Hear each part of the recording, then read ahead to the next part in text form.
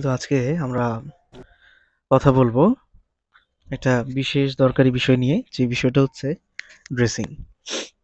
আমরা মেডিকেল লাইফে যারা ইন্টার্নিংরত অবস্থায় আছি, তাদের কাছে বেসিক স্কিল সম্পর্কে আমাদের জেনে রাখা উচিত। এর মধ্যে অন্যতমটা হচ্ছে অন সাইট ড্রেসিং।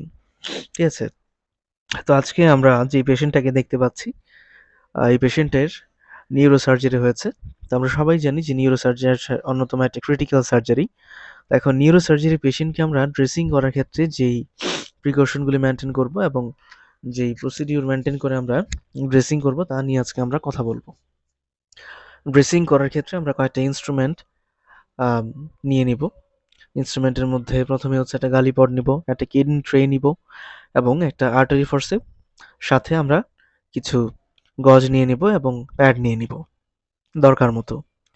আর এখানে আমাদের কেমিক্যাল সাবস্টেন্স হিসেবে আমরা স্যানিটাইজার হিসেবে ইউজ করছি প্রোভিডন আয়োডিন, যা হচ্ছে অ্যান্টিব্যাকটেরিয়াল। ঠিক আছে? এখন অন সাইট ড্রেসিং করার ক্ষেত্রে আপনারা দেখতে পাচ্ছেন যেই আমার যে পেশেন্ট আছে, এই পেশেন্টের বেসিক্যালি ফ্র্যাকচার হয়েছে সার্ভাইকাল ভার্টিব্রা। ঠিক আছে? সার্ভাইকাল ভার্টিব্রা ফ্র্যাকচার হওয়ার কারণে তার সার্জারিটা হয়েছে ব্যাক অফ দ্য নেক, অর্থাৎ ন্যাপ অফ দ্য নেকের মধ্যে তার সার্জারি হয়েছে। আমরা জানি এটা একটা ক্রিটিক্যাল পজিশন এবং এই ক্ষেত্রে ড্রেসিং করার ক্ষেত্রে আমাদের একটু সতর্ক থাকতে হবে। তো আমরা কি করব? আমরা প্রোভিডন আয়োডিনে গজগুলিকে একটু সোকড করব এবং আমরা যখন আর্টারি ফরসেপ দিয়ে কোনো একটা গজ ধরছি, সেক্ষেত্রে এরকমভাবেই ধরবো যেন আর্টারি ফরসেপের টিথ বা হচ্ছে যে হেডটা আছে, পয়েন্টেড হেড, সেই হেডটা যেন কোনোভাবেই ওন সাইডে গিয়ে আঘাত না করতে পারে, এভাবে আমরা ধরে নিব। অর্থাৎ আমরা গজটাকে ভাঁজ করে এবং সেই ভাঁজের ভিতরে আমরা আর্টারি ফরসেপটাকে অ্যাটাচ করে নেব এবং সেটা ক্ল্যাম্প করে নেব।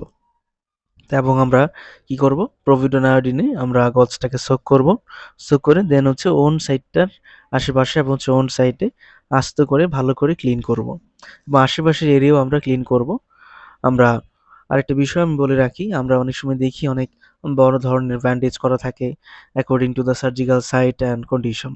তো এখন আমাদের উচিত, অনেক সময় পেশেন্ট যে থাকে তার আমরা মাইক্রোপোর ইউজ করছি, সেই মাইক্রোপোরটা অনেক সময় টাইট হয়ে লেগে থাকে।